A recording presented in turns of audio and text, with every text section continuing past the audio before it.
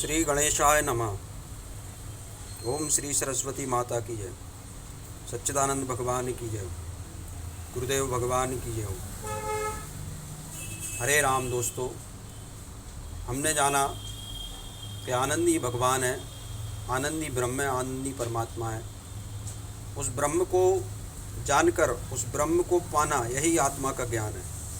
वह ब्रह्म हृदय रूपी गुफा में बैठा है और उसी ब्रह्म को पाकर संसार से मुक्त हुआ जा सकता है। क्योंकि पहले कर्म के द्वारा ही उस ब्रह्म की पूजा की जा सकती है। यानी हम शरीर अपने को मानते हैं और शरीर से ही कर्म होते हैं, अच्छे या बुरे दोनों। शरीर कर्मों से बना है, तो पहले हमें कर्मों को ही शुद्ध करना है। तो पहले सकाम कर्म से निष्काम कर्म के मार्ग पर चलना है। यानी हमें शरीर से आत्मा की ओर चलना है, तो पहले हमें निष्काम कर्म करना पड़ेंगे, क्योंकि शरीर से कर्म होते हैं। तो कर्म अगर हमें करना ही पड़े तो उस ब्रह्म के लिए कर्मों को किया जाए, क्योंकि हमारी शरीर की यात्रा नहीं चल पाएगी। अर्थात अपने कर्मों से प्रेम न करें, ब्रह्म से प्रेम करें। अगर हम कर्मों से प्रेम करेंगे तो वह हमें कर्म शरीर प्रदान करेंगे आगे, और वे कर्म हमें बांध लेंगे। चूँकि जीव का जन्म जन्मांतर का अभ्यास उन कर्मों के प्रति है, वह उन्हें आसानी से नहीं छोड़ पाता है, उनमें आसक्ति हो जाती है। तो उसी को छोड़ने के लिए हमें पहले निष्काम कर्म का अनुष्ठान करना है।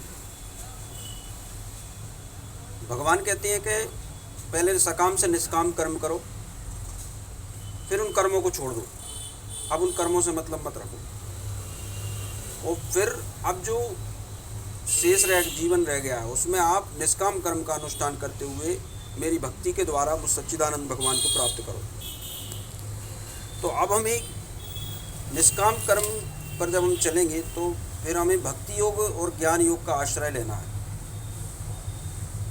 उस अविनाशी परमात्मा को प्राप्त करना है, जो अद्वय है, दो नहीं एक है। सच्चिदानंदमयी वृत्ति के द्वारा ही हम उस अविनाशी परमात्मा को प्राप्त कर सकते हैं।